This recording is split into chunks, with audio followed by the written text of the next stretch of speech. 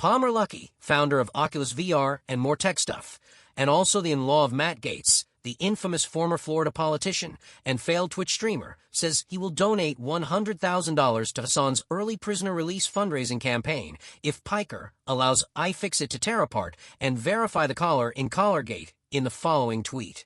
I will donate $100,000 to Hassan's fundraising campaign for early prisoner release if he allows iFixit to tear apart the collar his dog has been wearing on Twitch and verify it isn't a shock collar. The right-wing sphere upper echelons have been on Hassan Piker hot pursuit for a while now. There are days when the world feels like a laboratory, when every moral question is disassembled on the workbench of the internet and passed around for inspection. A man posts a promise of money, $100,000, for the chance to open a machine to prove or disprove the presence of cruelty inside a small ring of plastic and metal. The number, the gesture, the tone, all of it reads less like philanthropy and more like experiment. What Palmer Luckey offers is not just money, but a challenge, a wager on the truth, a test of faith dressed as charity. It is easy to be distracted by the humor of it, the absurdity of a billionaire engineer inserting himself into a storm over a streamer's dog collar. But beneath the absurdity lies something revealing about the age we inhabit. We have grown addicted to proof, to the idea that every mystery can be solved with the right teardown, the right screenshot, the right leak. Verification has become our sacrament. We no longer believe what we see until it has been disassembled before us, photographed, certified. That hunger for certainty is not new. America has always been a country obsessed with the performance of truth. From the slave auction block to the modern live stream, the spectacle has demanded that people show their bodies, their tools, their wounds as evidence of authenticity. The only thing that changes is the medium. Once truth required scars, now it requires a teardown video. Luckey's proposal reveals how the language of technology has become the language of morality. The phrase tear it apart and verify belongs to the engineer, yet it has migrated into public debate as a form of judgment. To fix or disassemble is to reveal purity, to prove one's innocence by opening the machine.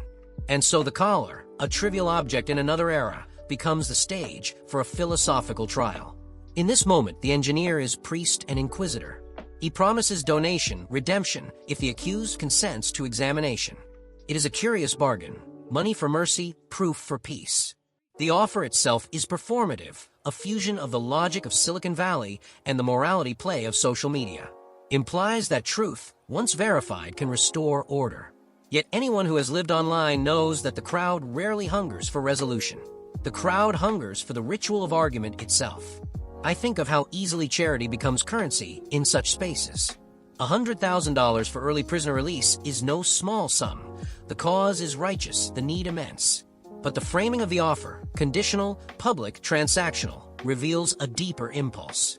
It is the desire to merge generosity with spectacle, to transform giving into a moment of proof. What should have been private compassion becomes a test of someone else's honesty. In that transformation lies the moral cost of our age of optics. Luckey, of course, is not an ordinary observer. His history is stitched into the story of virtual reality, of militarized technology, of the new frontier where innovation and ideology intertwine. He is a figure who understands the power of attention, the way a single statement can bend the discourse of a day.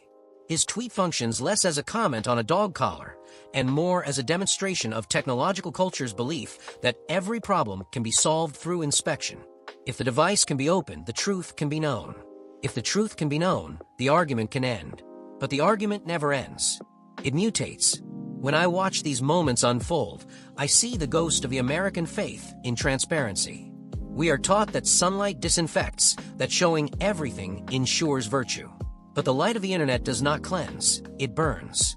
It magnifies details until context evaporates. It demands that people strip themselves bare before a faceless audience whose approval can never be secured.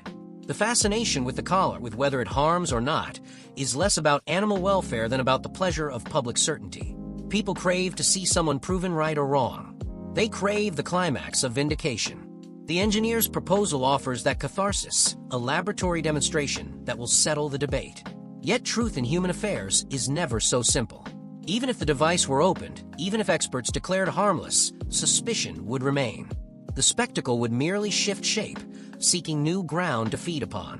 What fascinates me is how moral drama now travels through the channels of tech entrepreneurship. Lucky's gesture belongs to a lineage of American figures who sought redemption through invention. In our mythology, the engineer is the redeemer, the tinkerer who can solve moral failures through design. The nation has always trusted machines more than people. We build devices to mediate our ethics because we cannot trust one another's word. The teardown of the collar becomes a metaphor for our collective disbelief. We cannot believe kindness until it is measured, cannot accept innocence until it is photographed from multiple angles. To be accused in the digital square is to be trapped in a cycle of proof without end.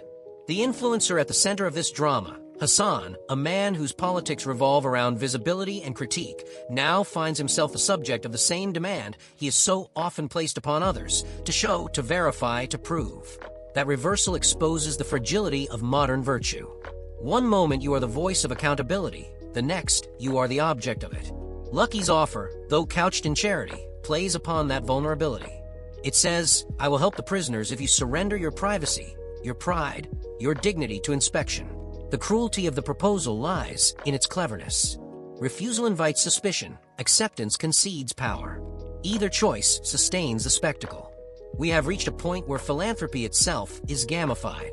Donations are no longer quiet acts of conscience, they are public wagers in the marketplace of virtue. The crowd cheers not for the cause, but for the contest. The prisoners, the suffering, become background to the show. The only real subject is reputation, who wins the moral day. I find myself thinking about the history of public tests. There was a time when truth was proven by ordeal, by fire, by water, by survival itself. A woman accused of witchcraft was tied and thrown into a river. If she floated, she was guilty. The logic was absurd but absolute. The digital age has revived that logic in subtler form. The ordeal now takes place through evidence and verification, through the teardown and the tweet. We call it rational, scientific, objective. But beneath it lies the same hunger to witness suffering as confirmation. Palmer Luckey's promise is therefore not just a challenge, but a mirror. It reflects a culture that has forgotten how to believe without proof, how to trust without spectacle. His tweet is a symptom of a broader unease, the sense that reality itself has become negotiable. In such a world, even compassion must be audited. And yet, I do not think he wrote it from malice.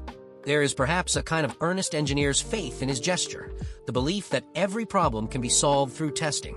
To him, this may be a matter of data. Verify the device, remove doubt, move forward. But morality does not submit to data. It lives in the gray, in the unmeasured spaces between intention and effect.